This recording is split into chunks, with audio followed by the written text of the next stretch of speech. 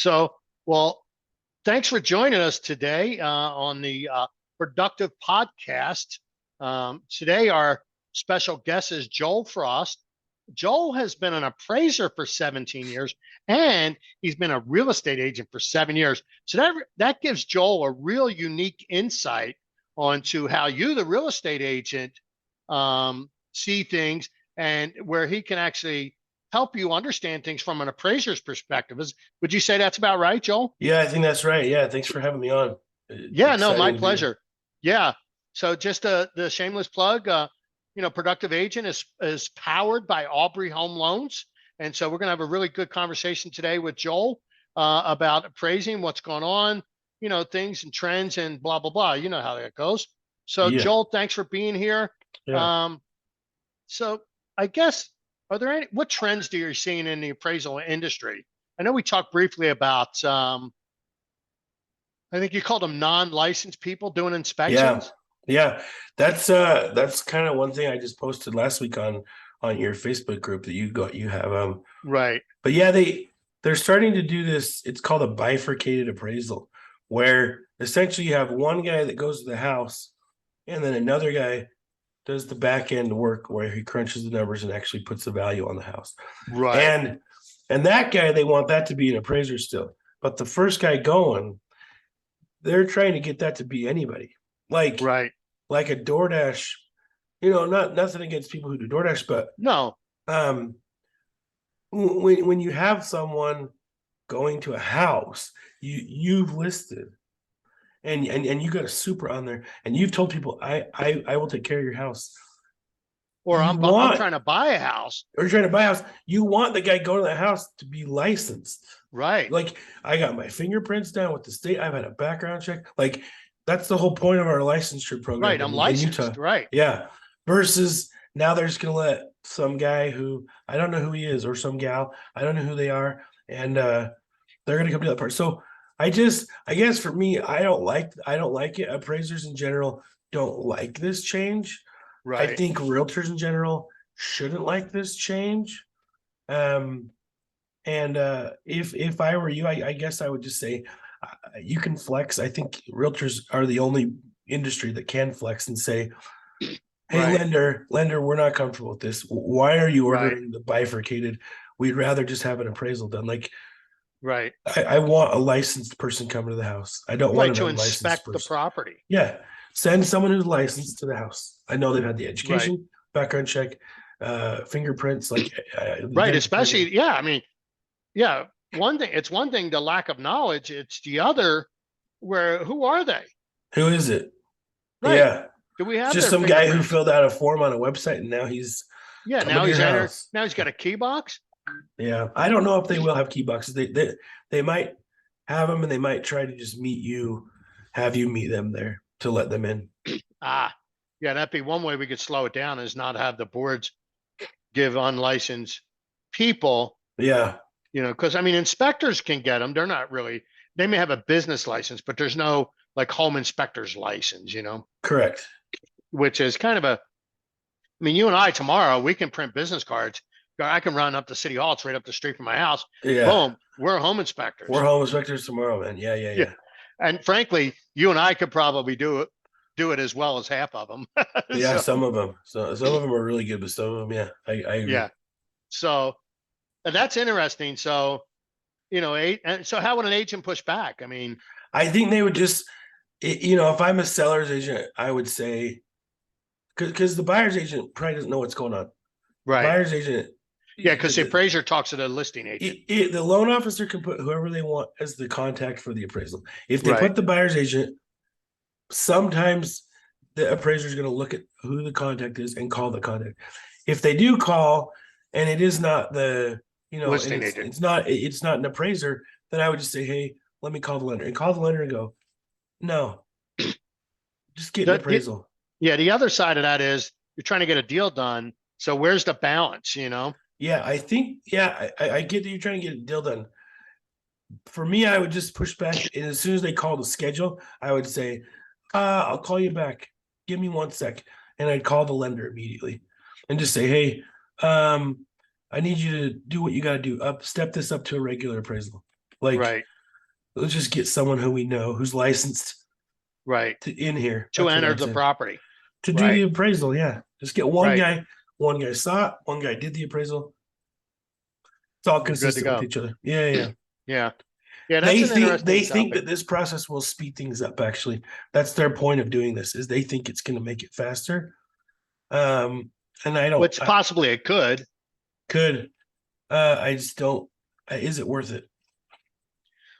Yeah, that's an interesting, and I guess maybe if they, if they had them go through, I mean, at least if they went through a background check, that would ease some of the anxiety, right? Yeah, yeah, And then, could there be a training for them that's like, who knows? But that's yeah, an interesting topic. So yeah, I guess, it's always the $1 million question is, what are you seeing as trends and values right now? yeah.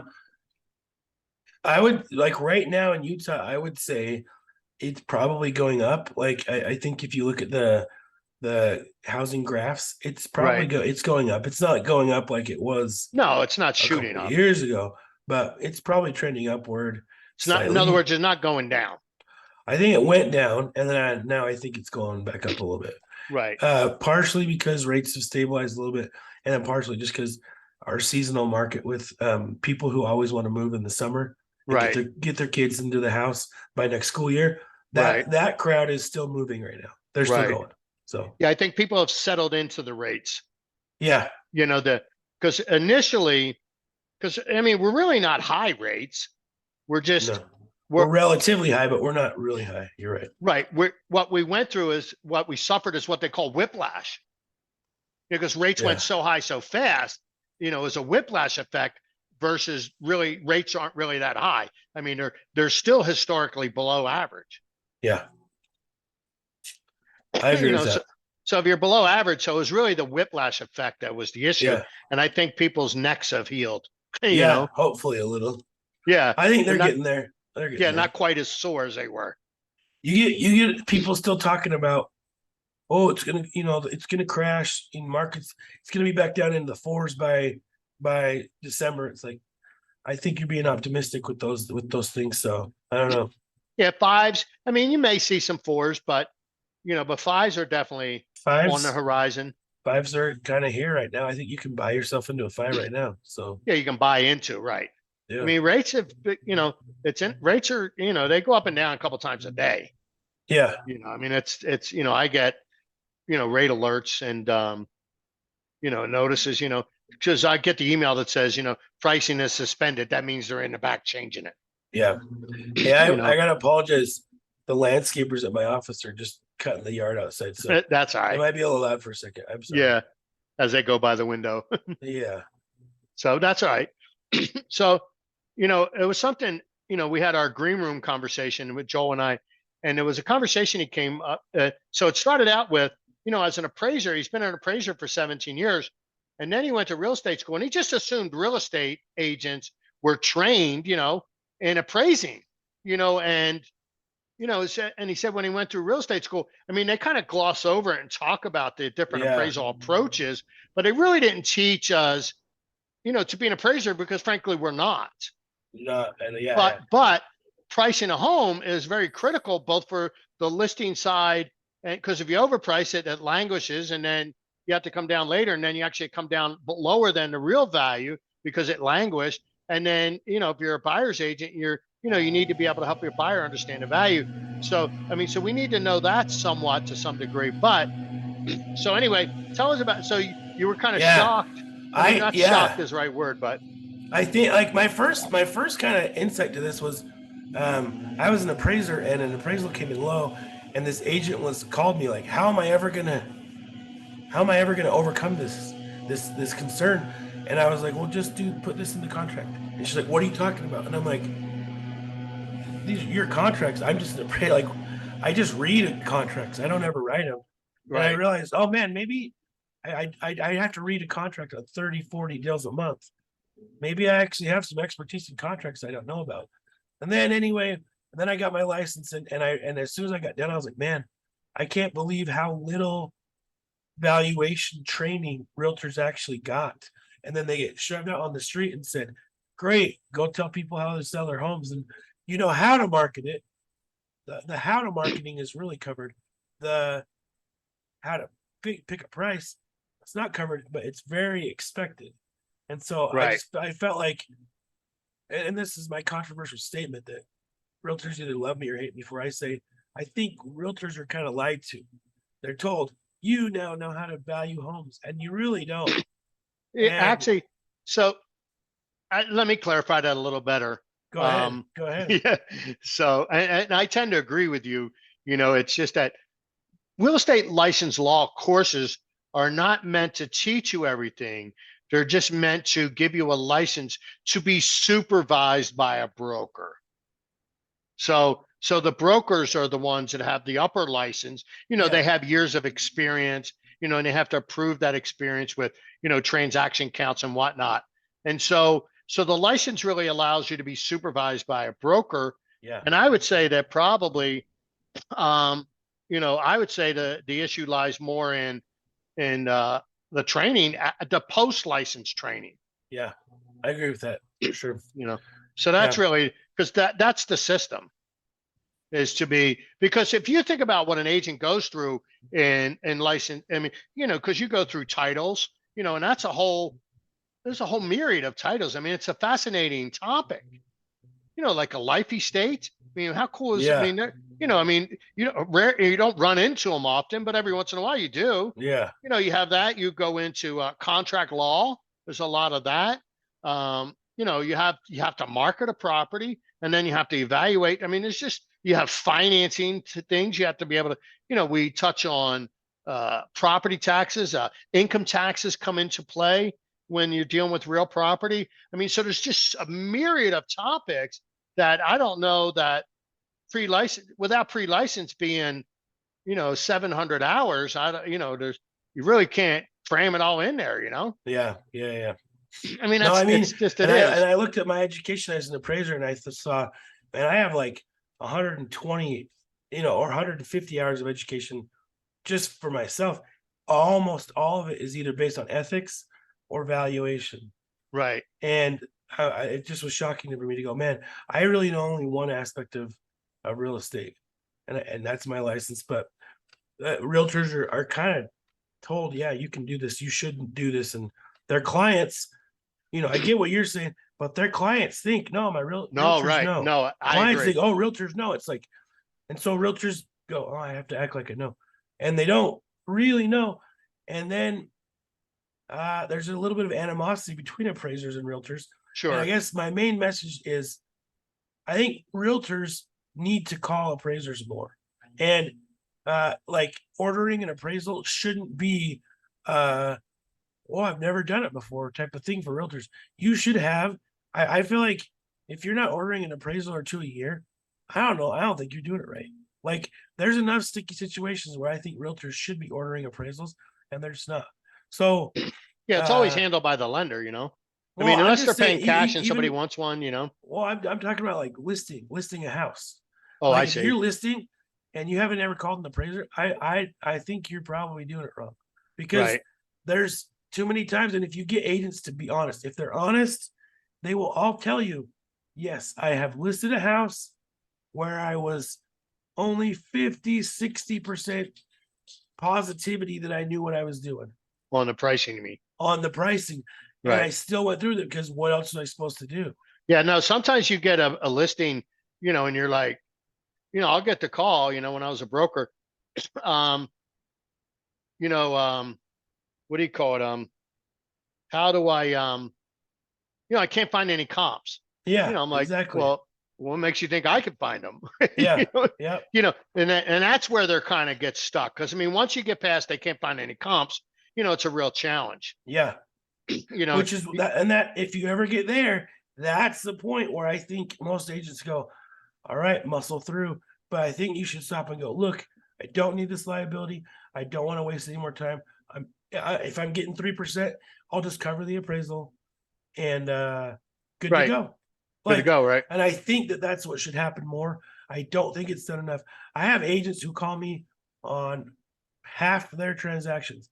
Babs DeLay, who is a really, really great I agent. love Babs.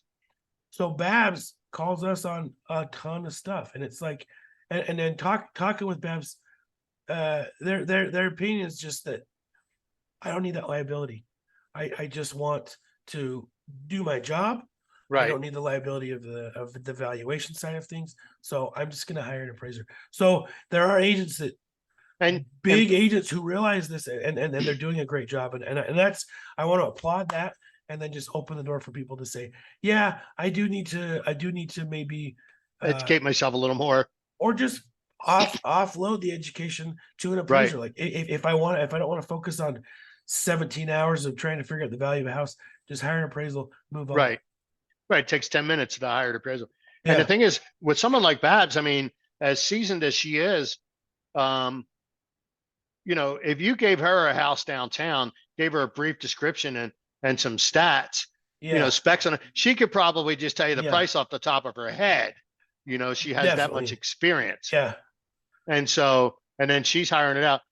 So that's interesting. So, I mean, so what can, so we're on that topic. So what can an agent do to like help themselves? I mean, personally, I think I'm a big fan of education. I mean, that's the whole Yeah. purpose of this. Yeah. The whole purpose of Productive Agent website is to offer training, because I have the podcast, and then we have another thing called Agent Animals, which is a thing I subscribe to that has trainings once a week. It's just, agent training, where this is more of a broad topic type of thing. And then, I'm a big fan of education. I mean, I think they should take at least, one or two CE classes from appraisers. I mean, I know you have a handful of them. Yeah. And so, I think that's important, because then you learn. I mean, take an appraiser to lunch. I mean, I've always had good relationships with appraisers, and make your appraisal notes too. Like, put the notes in there, help the appraisers out. I mean, because I get the phone calls, hey, you sold a listing, here it is, blah blah blah blah blah blah. And then I just have a good conversation with the appraiser, and we're off to the races. Yeah. And so, and it also, and I always say, develop a relationship with an appraiser. I mean, you and I developed a relationship. I mean, we just have. For sure. And so, and I know that if I ever called you, you'd take my call and answer my Yeah. question. I mean, that's called a relationship, and then vice versa. I mean, I've been in the real estate business for 30 plus years. I've been through, I think, 5 REPSI changes. If you ever had a REPSI question, but like you said, you look at 30, 40 of them a month. So, you probably know a REPSI more than most, similar to me. I mean, as a loan officer, what do you call it? I see REPSIs too, For sure. and then I was a broker. I mean, I seen more than my fair share, but anyway, so what would you say? So besides like maybe not really having enough training on price, what would you say is like the biggest area specifically in the pricing? Like, agents, like an example, I was talking to an agent yesterday, and the agent was saying that the listing agent was using these comparables, to justify his list price. But the agent was like, well, they were new construction, and the house that the subject property is built in 1985. Yeah. I mean, that's like, come on, it's not even Yeah. close. That's not close. Yeah. No, that's what, 38 years old. I mean, Yeah. I mean, obviously, when you become an appraiser, it takes years. Like, you don't just walk in and take some classes and No. get your license. You have to actually apprentice. It takes a couple years, literally, to get your Right. appraiser license. Years. And the crux and the hardest part of that is picking the right comps. And you do it over and over and over, and your supervisor will yell at you and say, you did this wrong, go do it again. You did this Right. wrong, go do it again. And after you bang your head against the wall so many times, you actually go, oh, I'm getting kind of good at this now.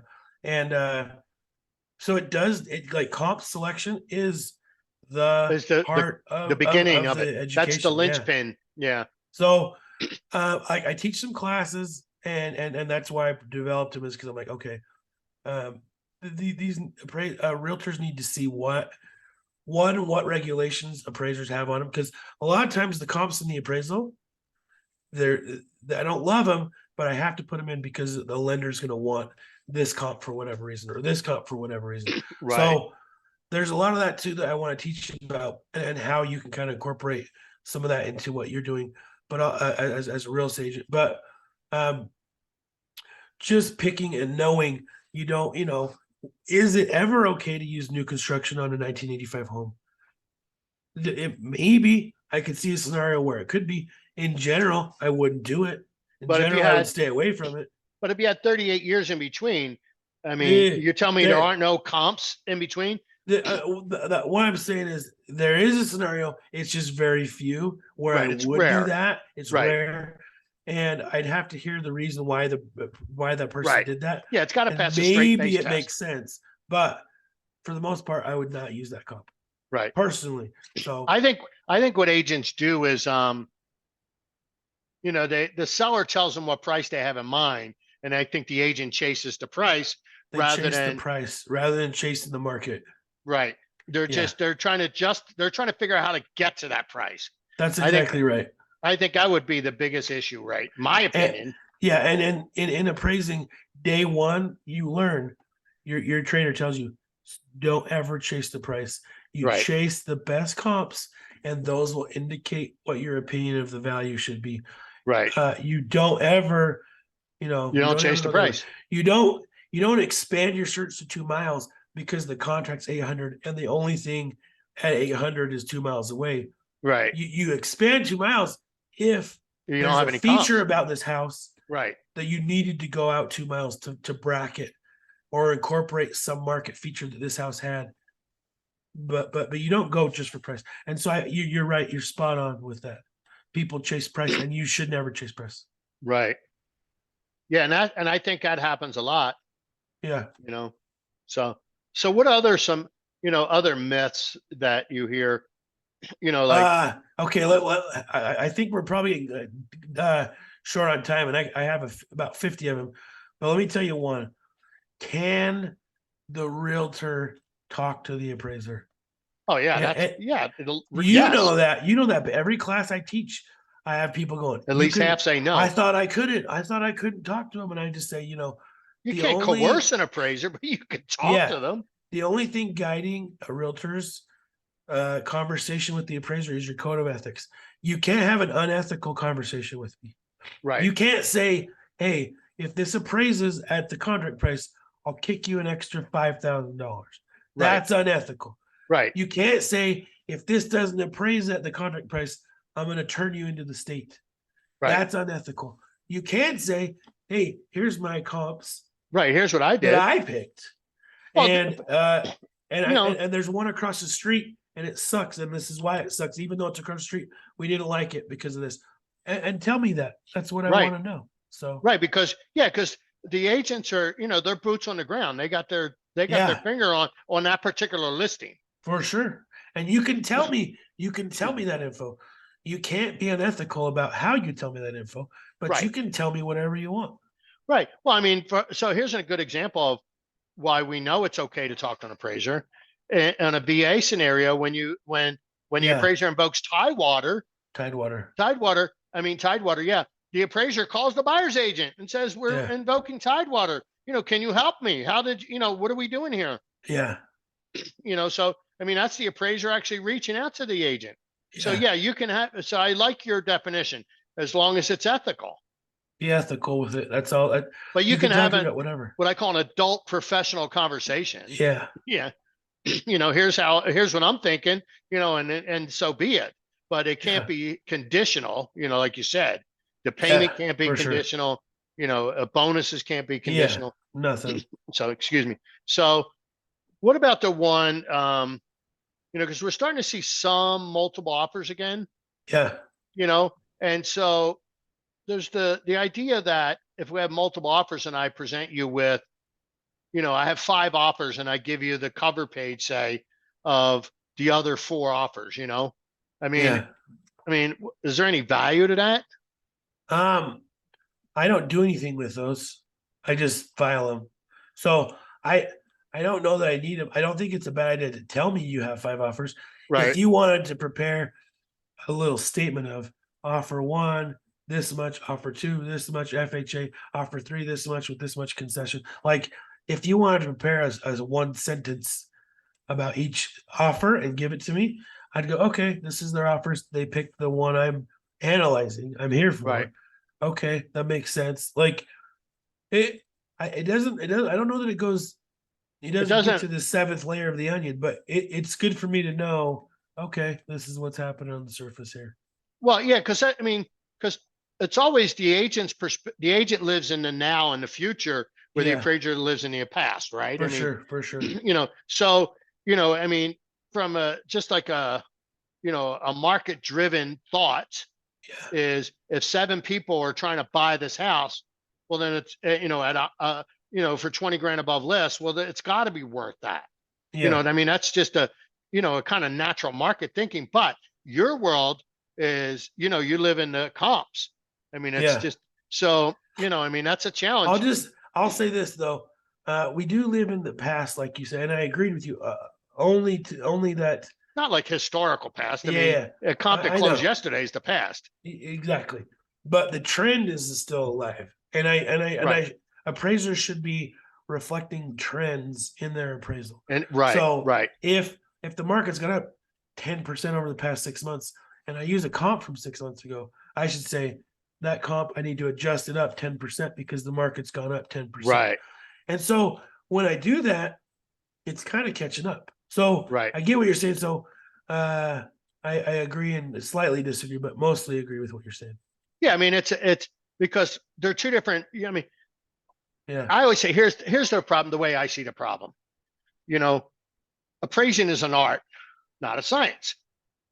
But you stick to science because you have to, Yeah, because of the litigious society that we live in. for sure.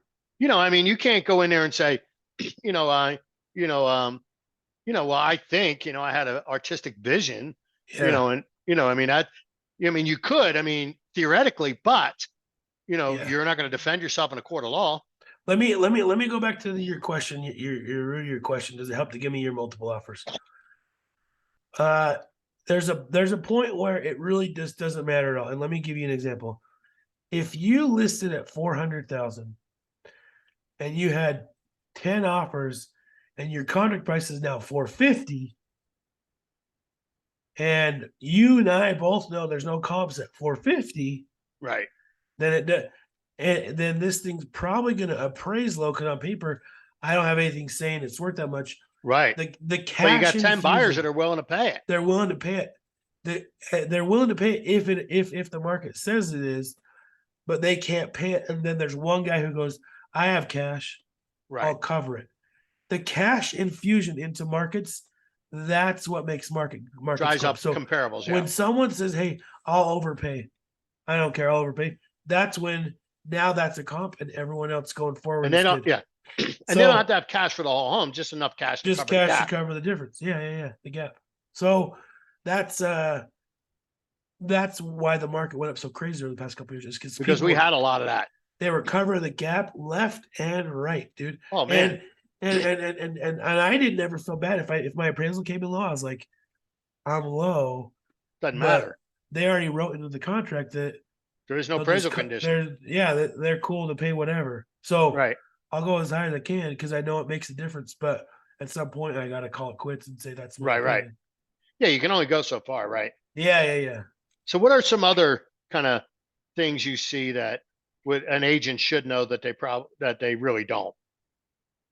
We covered like the age, Yeah. like, so let's talk about like the comparable, the parameter ratios, I guess, right? Like Oh I've yeah. always used, you can't go more than 25% plus or minus. Is that a real number? I mean, it's a warm and fuzzy number. Right. Like, Like square footage, I can go 25% above and 25% below. that's warm and fuzzy. And for the most part, I stick to that. Are there times where I don't? Yeah. Yeah. Sometimes you have to do what you got to do. When there's a house that has another feature, like for example, if it's got a pool, so Yeah. you got to go find some comps that That have a pool have somewhere. pools, and And that's a sometimes challenge. those don't match 25% up or down square footage. So it's like, Right. okay, I varied on this. Or like another interesting example. Busy roads. The really new contemporary house line style of house, Right. right? People that want those really want those. And so I might have to take some different comps or go further out or expand my parameters one way or another to like include enough comps So even a scenario where it's just a house, nothing special about other than the design. Right. I might have Yeah. to Other than exceed the those. design, it's the same as every other house. Yeah, but Yeah. I Because had to expand because I can track that contemporary design sells for more. So I need to right. pick comps that have that same feature. Got it. Yeah. Because like if you like comparables, back to the comparable, if you Yeah, take a raised Rambler and a split entry with a side low garage, I mean, the only difference between the two is the location of the stairwell. yeah, But, but people like, the Ramblers over splits they for do. whatever reason. Doesn't matter why, Yeah, So that's a good example. So 25% kind of a general rule with them, it's not a hard and fast rule. it used to be a hard and fast rule. Oh, Fannie okay. Mae and Freddie Mac used to impose that. They did away with that I you see. had to do it. That's There why I are know it then. yeah, there are still some investors, meaning people who buy loans, Right. and those investors will still want that. Right. And Because it's something they can sink their teeth in and it just say, just yeah, because you got to draw a line at some point. gotta draw a line. And so they just say, here, we'll buy it if it meets our parameters. Right. So yeah. So that is one warm and fuzzy one. Within a mile is a warm and fuzzy one. You don't have to Right. stick within a mile. 180 days, 90 days. I want my comps to be as recent as possible. Yeah, because that's the most, yeah. But sometimes I gotta go out further. Like in time, as far as time goes. So there's no I think the real rule is there's only a very few hard rules, and then everything else is like do Back this, to the and if you can't, comment in detail in your appraisal why you couldn't. right. Like pick your comps within a mile, unless you needed to go out, then just comment why you had to go outside of a mile. Right. So Yeah. I go, oh, I had to go out 2 miles because this one had an acre, and inside of a mile, nothing really similar was on an acre that had sold. So I had to go out 2 miles to find some comps that were on an acre. Something Right. like that, right?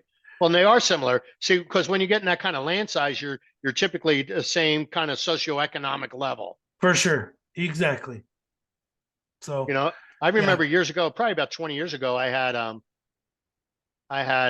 was I the list? No, I was the buyer's agent, and it was a triplex in Tooele County. wow. Like, Golly. and literally, and Tooele MLS, because I mean, 20 years ago, the MLS data only went back so far. Yeah. And so there were literally only 3 triplexes that had sold in the MLS in Tooele County, and they were in Wendover. Oh, God.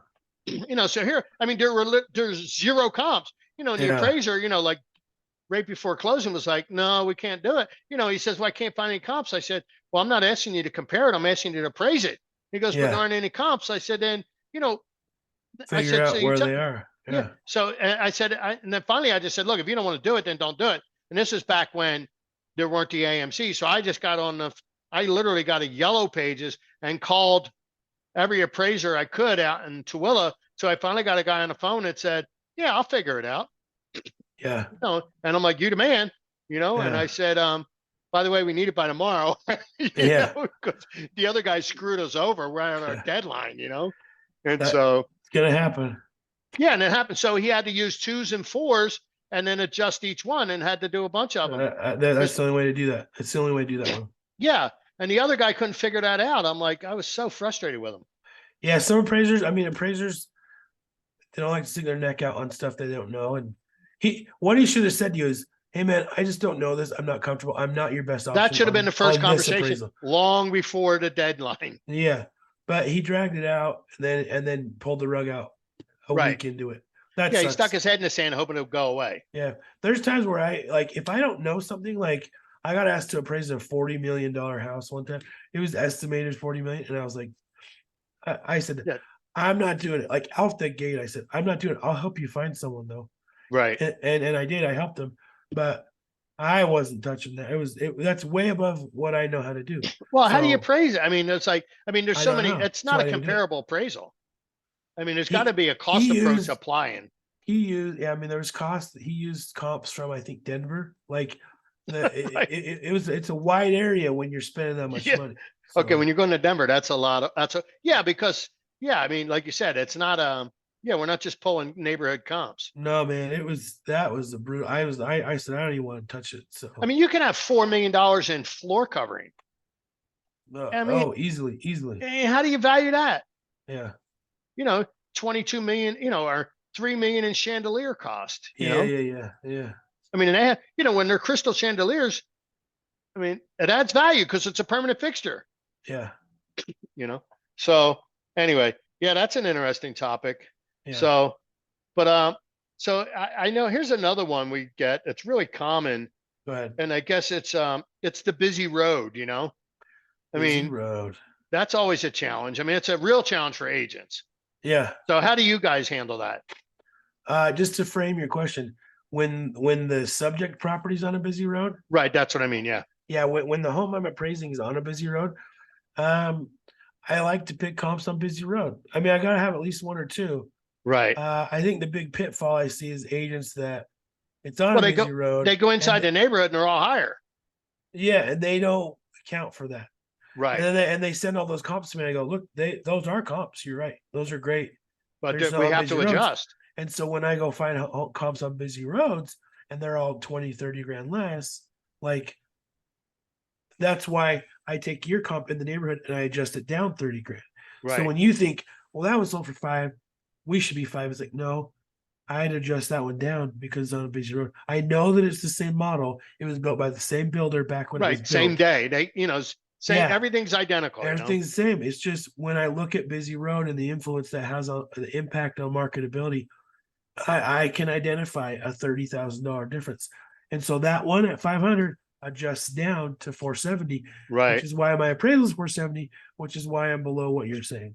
And they go, they're mad at me. It's like, prove me wrong. Go find some comps on busy roads that are similar to their counterparts inside of the neighborhood. It just right. You're not gonna you can't find it. That's why you didn't. Right. So yeah, there was a subdivision one time out in Taylorsville. The streets were named after like construction tools, plumb bob and things like that level. And there was one street was butt up against the sound wall, across, you had the front of the house, the sound wall from 215. And they named that street Bent Nail.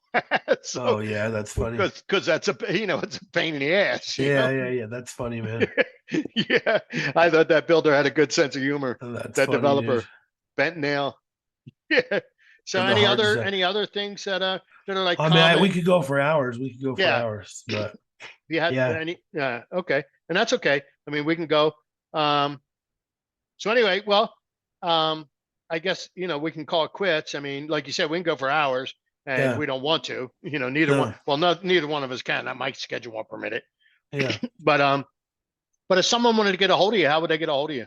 Yeah, I mean, so our website is excelappraise.com, EXCELAPPRAISE.com. You can text me. My cell phone's 801-897-0654. Just text me. I'm really easy to get a hold of. If I don't answer, I'm really good at getting back to you. And just give me a call. I think every agent should have an appraiser that they know. Right, you should always have an appraiser in your back pocket. And if you don't know one, just start calling me, and then at least develop a relationship with somebody. Yeah, develop with somebody. Start with me. Find someone else you like, but I mean, you should always have an appraiser. That's my takeaway. I hope that's what I hope is the takeaway from my conversation. Yeah, I'm a firm believer in that. It's you should have an accountant, you should have an appraiser, an electrician. I mean, you should have them all.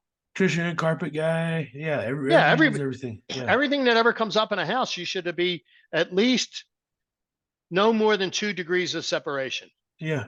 You should have you should have the Rolodex, if you will. But if there's the obscure one, like the $40 million house, I call you, you'll find somebody. Yeah, exactly. That's 2 degrees. That's 2 degrees. Yeah. So perfect. Well, thanks for joining us. Guys and gals, ladies and gentlemen, this again, Joel Frost, appraiser extraordinaire, we'll call him. I don't know if he calls him that, but I'm going to call him that. And so, again, this is Productive Agents podcast powered by Aubrey Home Loans. Thanks and have an awesome day. Thanks, everybody.